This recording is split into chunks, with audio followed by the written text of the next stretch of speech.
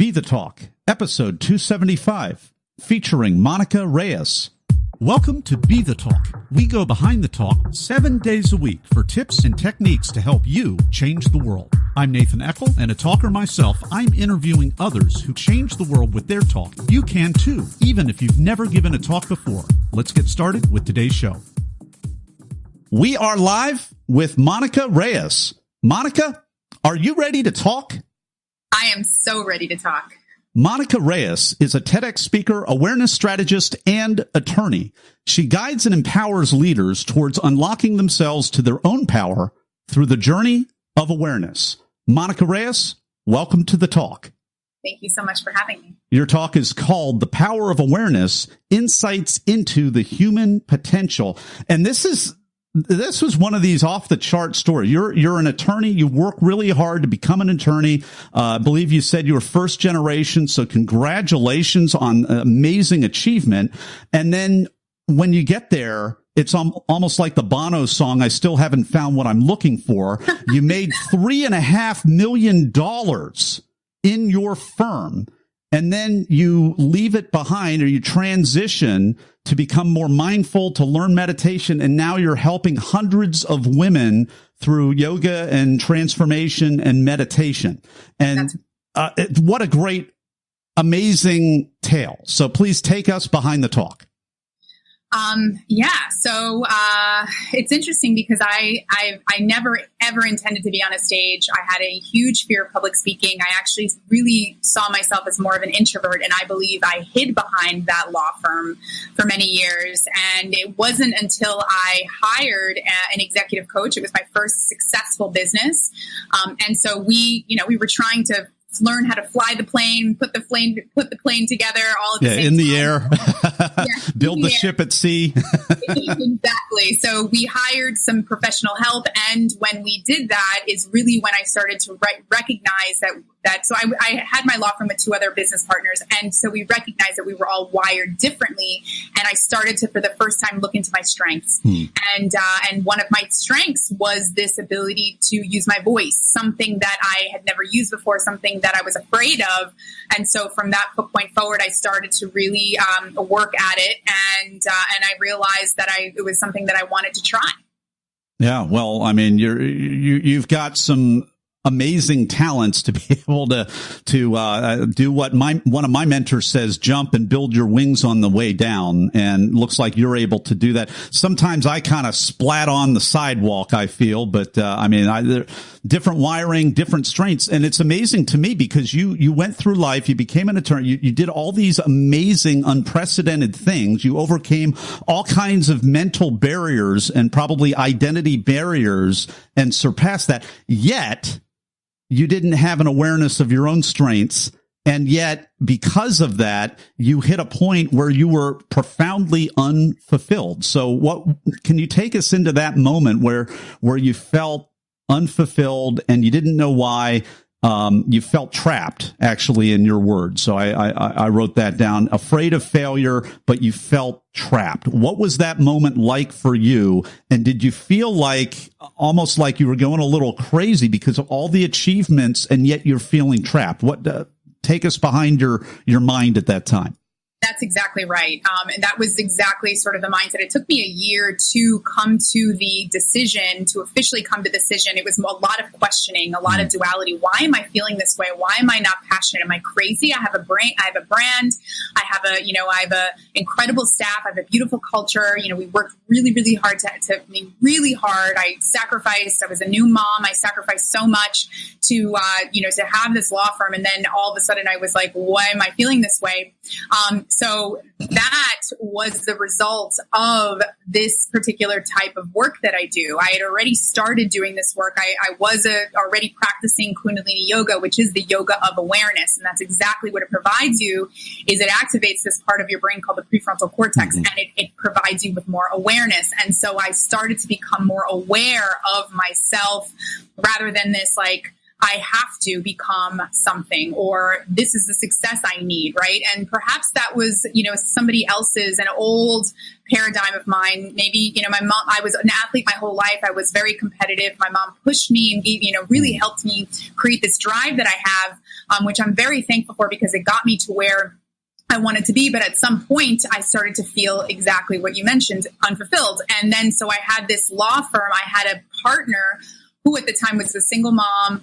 And so I felt very trapped. I could not imagine how I was going to get myself out of that law firm. And also at the same time, do this like spiritual coach. What the hell is, what is that? Sounds a little crazy. And how many staff did you have at that time? I mean, these are people that are counting on you to generate business, to get clients, to do the work. You were helping people. And you were making money and helping people, and that should be a win-win, yet you were still empty. So when I first started to feel this way, I had a staff of 40. Wow. But what ends up happening is you lose your passion, right? And so as I started to lose my passion, then naturally, the business starts, the business itself is an expression of its partners, of the founders. And so it started to suffer. And in that way, it became harder to bring clients in. I wasn't as excited to bring clients in. I wasn't as excited to promote my business. And so, a year of that, naturally things started to, the business itself actually started to suffer. So it wasn't that $3.5 million, that was at the peak. That was when we were, all in, excited. But, within the year of like, what am I doing with my life?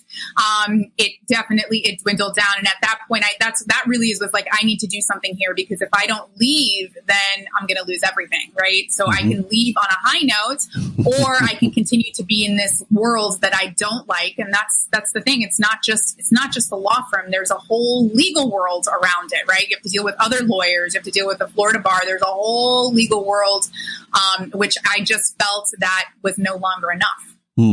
Now, there are all kinds of people watching this, or they're watching the replay, or they're listening to the podcast right now, Monica. They're lawyers, they're high-powered, physicians, executives, CEOs, entrepreneurs. There are driven people who maybe had, the kind of, background, upbringing, parenting, that was the kind of direction that helped them rise to the top. Not necessarily an easy background, but an effective background that gave them that heave-ho.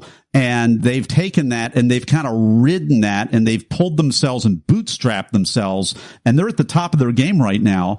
And maybe they're feeling trapped. Maybe they're feeling like exactly the same. I made, gross $3.5 million last year, or maybe you made $10 million in sales for your firm and you have a nice fat commission check from that. And yet you're feeling trapped, empty, all of those things. What is your advice for them right now, Monica?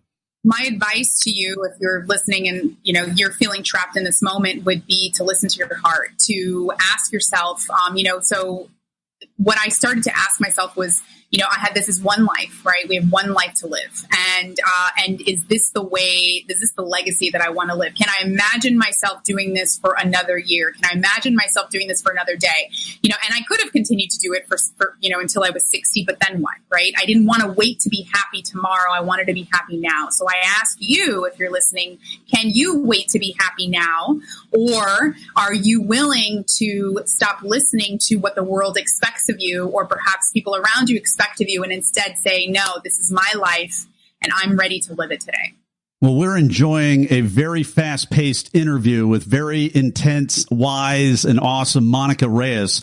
And in a moment, we're going to pivot over to Talk Universe, because we're going to talk about Monica's talk and the way leading up to it in just a moment over in the Blitz Round. Hey, Talk Universe. I hope you've been enjoying today's episode with today's guest. But you know what? Many people want more than that. Many people that listen to BeTheTalk actually want to give a talk. And if that's you, you're not alone. Listen to the rest of this podcast. At the end, I'll have a free resource for you just for listening. And we're back with Monica Reyes. It is time for the Blitz Round. I'm going to ask Monica a series of either-or questions related to her journey to the stage, as well as the preparation that she made. Monica, are you ready? I'm ready. First question. Were you invited to speak or did you apply?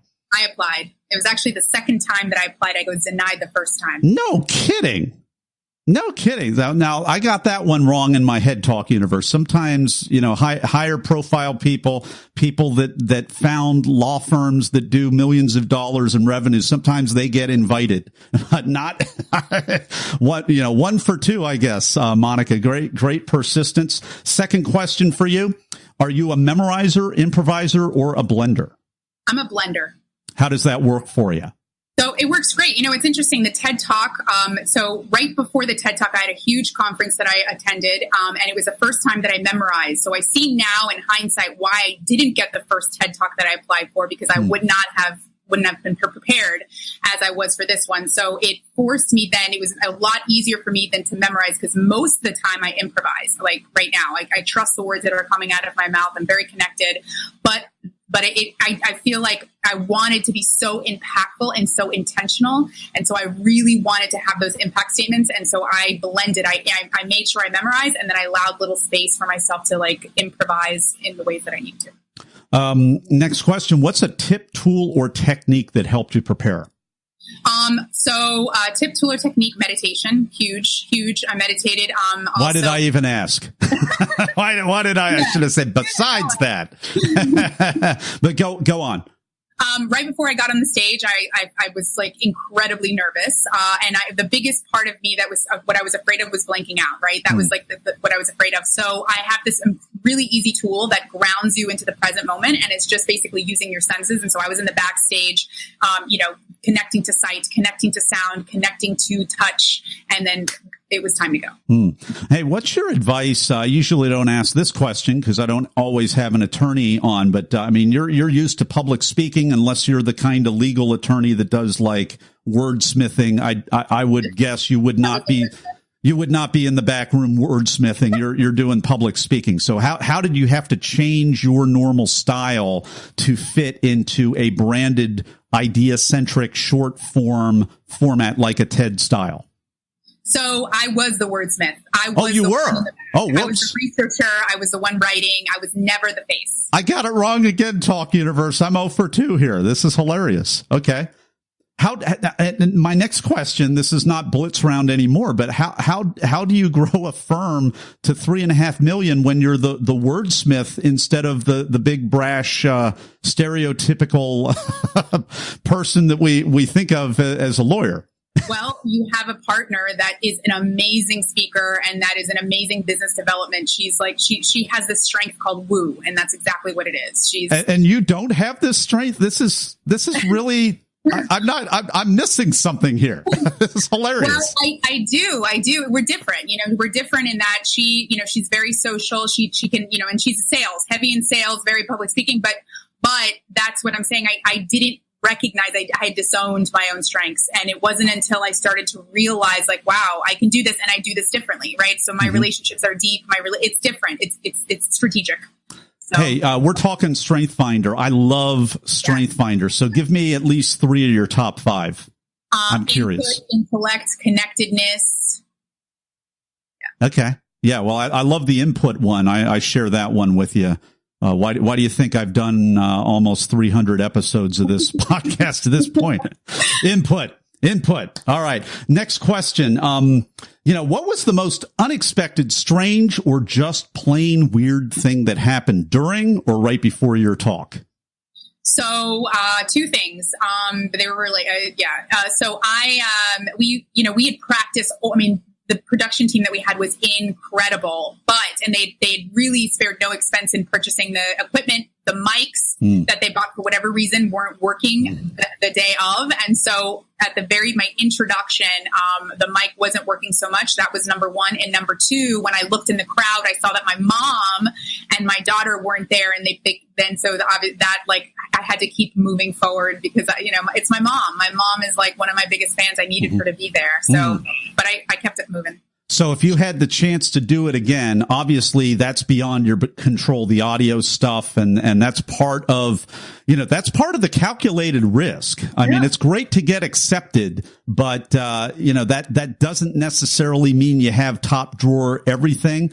What could you do differently related to the second piece? If you were to do anything different with your family being there versus not being there. And obviously you had it sounds like a little bit of an expectation or maybe an unconscious thing that got triggered. What could you do differently next time? I don't know that I would do anything different, because I like the challenge. I enjoy the challenge. I enjoy the ability, and it makes me feeling more proud that I was able to kick as much butt as I did up there, despite whatever happened. So. Well, awesome. We've been enjoying this talk with Monica Reyes.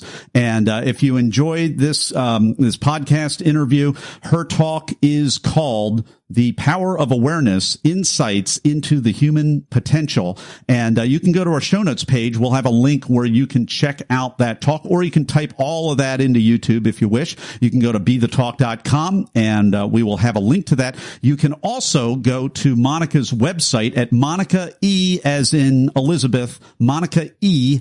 Reyes, Reyes, MonicaEReyes.com, Monica with a C, ereyes.com, and you can connect with her there.